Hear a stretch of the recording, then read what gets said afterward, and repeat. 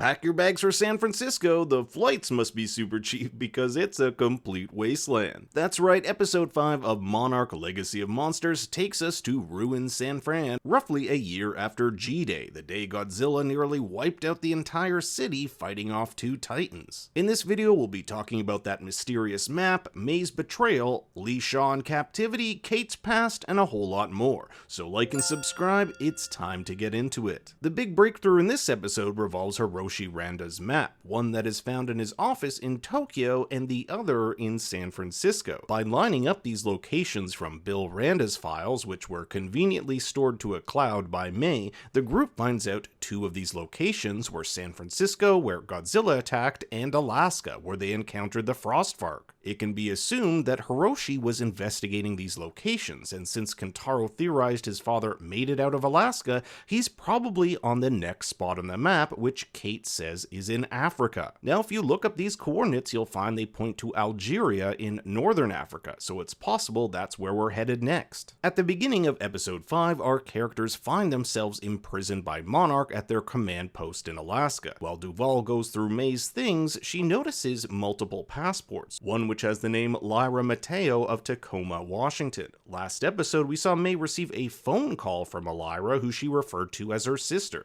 But why then would she have her sister's passport? May also has a different last name, although that could be because her sister's married or they're half-sisters, if they're even sisters at all. There's definitely something about her past that May is hiding. Like, I don't trust anyone who's willing to throw a phone in the water after a call. At the end of the episode, May calls Duval, who's offered her a way out of her situation. A Way Out is also the title of this episode. Remember that May has expressed she wants her business and life back, so teaming up with Monarch may be her way out of it. My guess is that May will keep Monarch informed on what the Randas are doing and where they're going. Unlike the others, Colonel Lee Shaw is held at Monarch, being deemed too much of a threat, but over the course of his interrogation we get a few interesting pieces of information. First, check out the way he looks at Keiko in that film reel from the Philippines. It's been an ongoing theory that Lee is Hiroshi's actual father, making him Ken and Kate's grandfather. Duval also notes how good Lee looks for his age. Back in 1952, he would have been in his mid-30s. It's currently 2015, which should make Lee somewhere in his 90s, and he definitely doesn't look 90. Verdugo briefly mentions a mission that Lee went on that went bad. If you stick around for my trailer sleuthing section, I think I know which mission she's referring to. Something must have happened then that has slowed Lee's aging, but more on that in the sleuthing section. Verdugo also mentions she didn't like what Monarch did to him after all he sacrificed, so expect this to be highlighted in the upcoming episodes as we delve deeper into the 1950s timeline. Lee also hates Monarch's current "let them fight" strategy, a reference to the line by Monarch biologist Dr. Ishiro Shirazawa.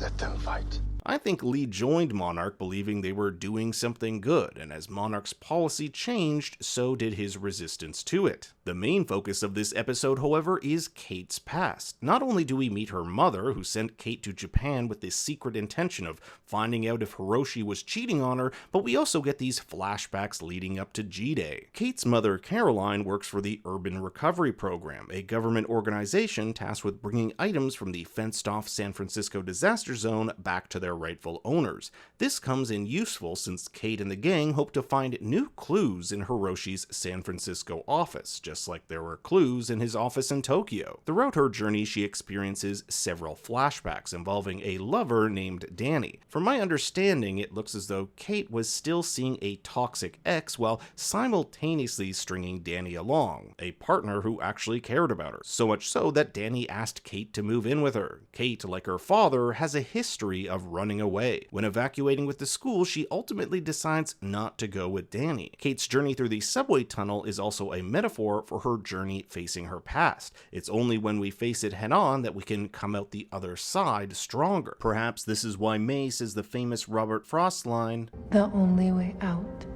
is through. Two random things I wanted to mention were the kids watching the attack footage in Hawaii seen in 2014's Godzilla just a day before G-Day, and the name of the coffee shop, Grounds Hero. Now we move on to our trailer sleuthing section where we go over the season's trailers to see what we can expect in the upcoming weeks. Keep in mind I won't go over every shot, just the ones where something new has been learned. We have yet to see this shot of Hiroshi Randa and whether or not it's a flashback. With the team finding that one of the locations of his map points to Africa, this might be where all these desert shot come in. Notice the weird scientific device behind him and the mountain difference between trailer 1 and 2, suggesting Godzilla is somewhere behind him blending into the mountains. With Verdugo talking to Lee about a mission he did that went wrong, I think this has gotta be it. We'll see this team entering a Monarch sphere. An identical yet much older one can be seen in the background of this shot. My guess is this was a mission to the Hollow Earth, essentially the world within Earth that are home to the Titans we saw in Godzilla vs. Kong.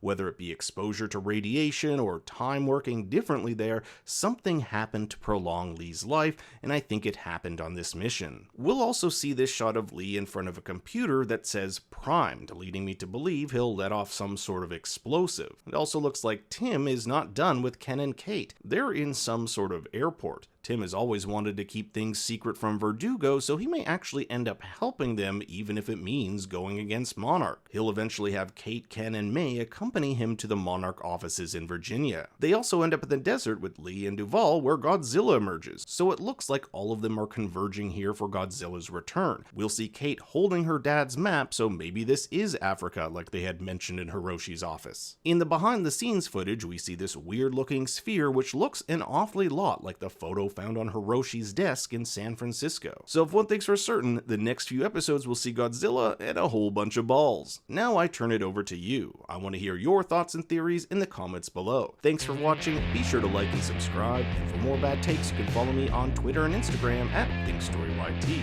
Until next time, remember, Daddy loves you very much.